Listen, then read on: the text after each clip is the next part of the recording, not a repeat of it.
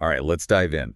Today, we're going deep on something that could be a game changer, especially, for biomedical researchers out there who maybe don't have that hardcore bioinformatics background. Yeah, exactly. But they still need to work with complex genomic data. We're talking about the R2 Genomics Analysis and Visualization Platform. It's kind of like imagine a powerful online toolkit, right? And it's completely free. Free. Okay, I'm already interested. It lets you explore all this omics data, which is a fancy way of saying all those massive datasets about genes, proteins, all that good stuff. So no more needing to become a coding wizard to unlock the secrets of the genome. Nope. Ah. With R2, you can analyze, interpret, and visualize all this complex genomic information, and you don't have to write a single line of code. I love it.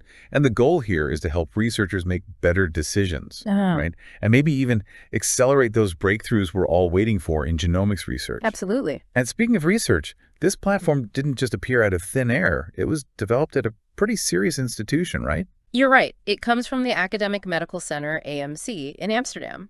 Dr. Koster's team, who were initially focused on cancer genomics but are now doing some really cool work at the Center for Experimental and Molecular Medicine, they're the brains behind it.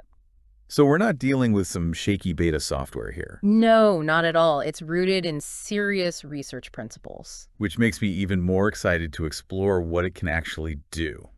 What are some of those key features that researchers should be aware of?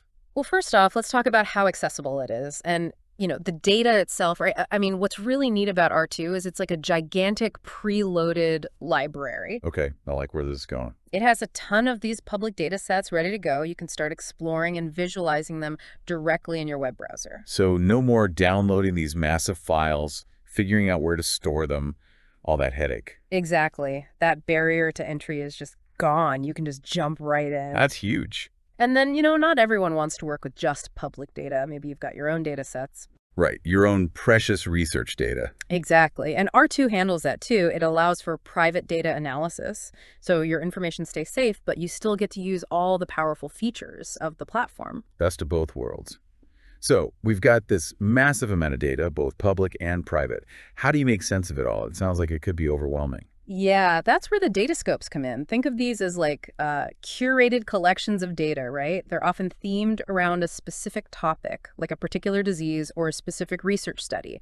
And often these data scopes are directly linked to publications. Oh, that's interesting. It really bridges the gap between just reading about research findings and actually diving into the data yourself. You can go beyond just trusting the conclusions. You can interrogate the evidence. I see. So you can go from, oh, that's interesting, to let me see that data for myself. Precisely. Okay, let's talk about some of the really cool things you can actually do with this data in R2. One of the core capabilities I've heard about is differential expression analyses. Right, differential expression. Yeah. So to put it simply, it's about figuring out which genes are more or less active in different groups of samples. Yeah. Like you might compare gene activity in cancerous tissue versus healthy tissue. Right, and see what's going on differently at the genetic level. Exactly. And what makes R2's approach so great is that it's super interactive. You don't need to write any code to do these analyses. You're not stuck with some intimidating command line interface. It's all visual, point-and-click exploration. So it's kind of like you're playing with the data rather than fighting with it. Exactly. And the coolest part, the analyses and the visualization are all linked together.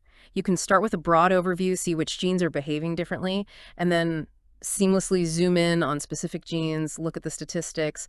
It's a really intuitive flow for following a biological question wherever it leads you. It's like having a conversation with the data almost. Yeah, I like that. A data conversation. Now, another feature I'm really curious about is survival analyses on gene expression.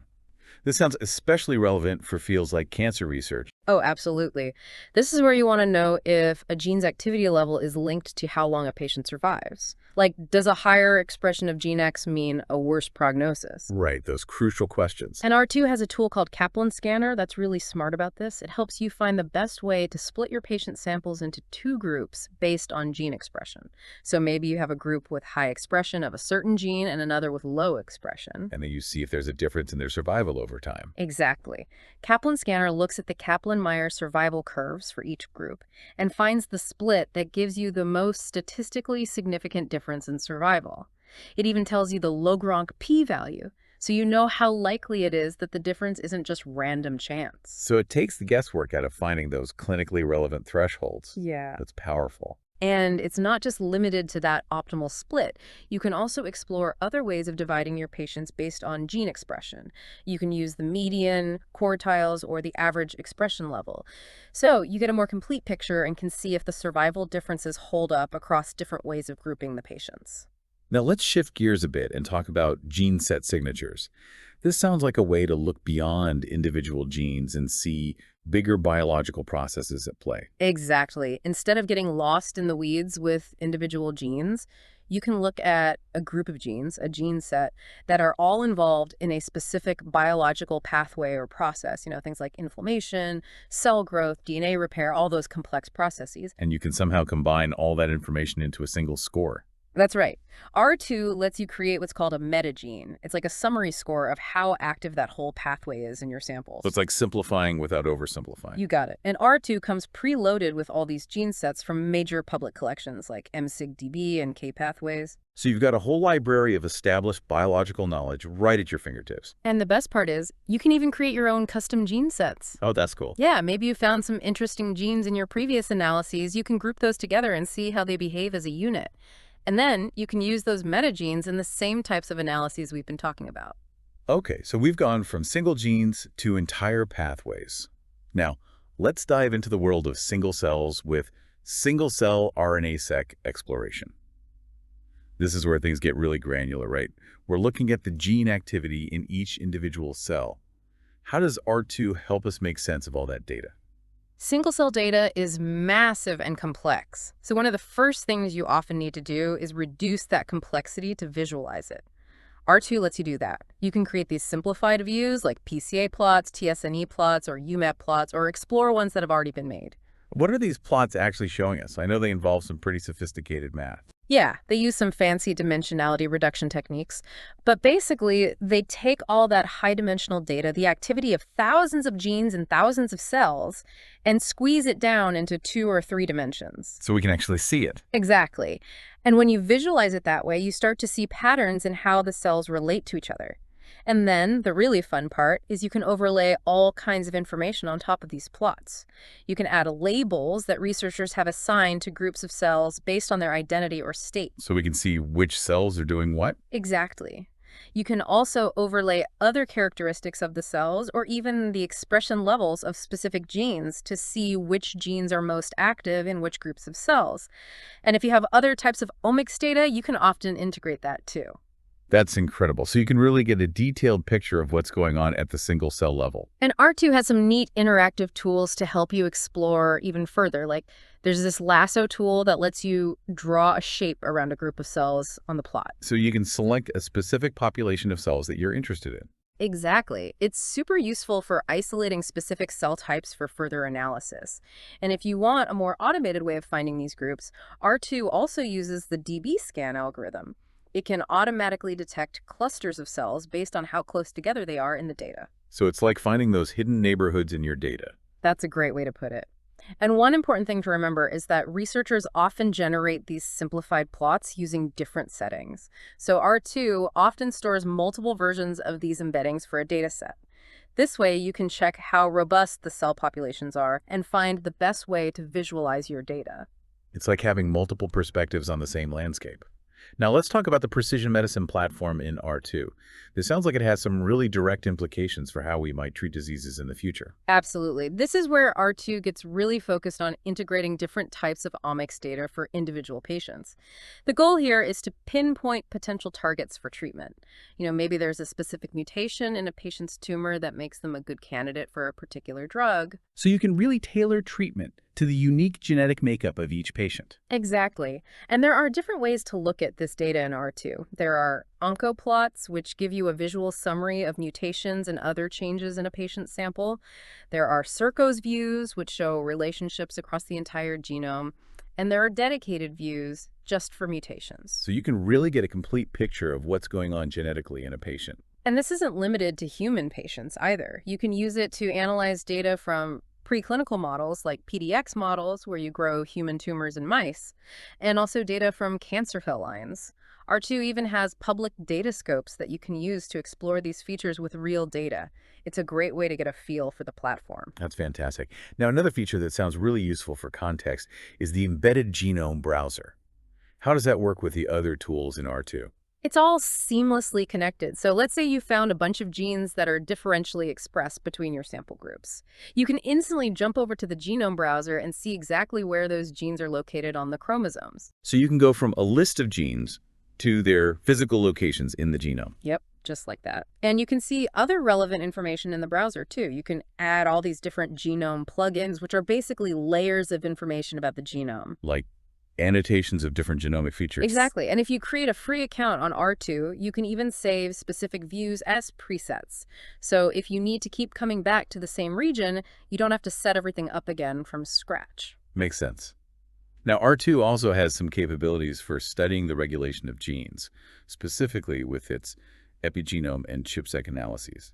Can you explain what those are all about? Sure. This is about understanding how gene activity is controlled. It's not just about the genes themselves, it's about all the factors that influence whether those genes are turned on or off. And R2 has a lot of public data from ChIP-seq experiments, which are used to map where proteins are located in the genome. And these proteins are involved in regulating gene activity. Exactly. Some of them are histone modifications, which are basically chemical tags on the proteins that package DNA. Others are transcription factors, which directly bind to DNA to turn genes on or off. So this data can tell us which genes are likely being regulated by which factors. Exactly. And R2 has several tools for visualizing and analyzing this data. There are TSS plots, which show the enrichment of these epigenetic marks around the start sites of genes. There are multi-region views that let you compare epigenetic profiles across different regions. And for studying enhancers, those regions that boost gene activity, there are row superenhancer options. You can even upload your own ChIP-seq data and analyze it in R2. So you can go from big picture views to very specific regulatory elements. You got it. Now, you mentioned reference cohorts a few times. Why are these important for researchers using R2? They provide essential context for your own research findings. R2 has several key reference data sets. There's TCGA, which has genomic data from a huge number of different cancer types. There's GTX, which has gene expression data from a wide range of normal human tissues. And there's DepMap, which focuses on cancer cell lines. R2 also uses reference data sets to help identify cell types in single-cell RNA-seq data. So you can compare your data to these well-established data sets and see where it fits in. Exactly. And the great thing about R2 is that these data sets aren't just sitting there. They're integrated into the platform and ready to use. That's super convenient. And what about researchers who want to share their own data? It sounds like R2 encourages that kind of open science. It does. If you've collected data for a publication or a research project, you can share it on R2 using what they call data scopes for data sharing. This way, other researchers can explore your data, try out different analyses, and maybe even build on your work. It's a great way to increase the impact and transparency of research. And often, these shared data scopes come with pre-filled settings that walk users through the main findings of the original research. Sometimes, they even have custom features built just for that specific data set. That's a fantastic way to make research more reproducible. Now, for someone who's excited to use R2, but maybe a bit intimidated by all these features, what kind of learning resources are available? R2 has a great resource called the R2 Academy. They've got tons of training materials, step-by-step tutorials, detailed documentation, videos on their YouTube channel. It's all designed to help you get comfortable with the platform, whether you're a complete beginner or you just want to brush up on specific techniques. So there's a clear path to becoming an R2 pro. And finally, the fact that R2 has been cited thousands of times in scientific publications really speaks to its value and impact. Yeah, it's been cited over 2,800 times in PubMed-listed publications, including some really high-impact journals like Nature and Cell. That's a pretty strong endorsement from the research community. That's amazing. So to wrap it all up, the R2 Genomics Analysis and Visualization Platform sounds like an incredibly valuable tool for any biomedical researcher working with genomic data. It really is. What makes it so great is that it's user-friendly. You don't need to be a coding expert to do these sophisticated analyses. It's got a wide range of tools for different types of genomic data, both public and private, and it has all those great resources to help you learn.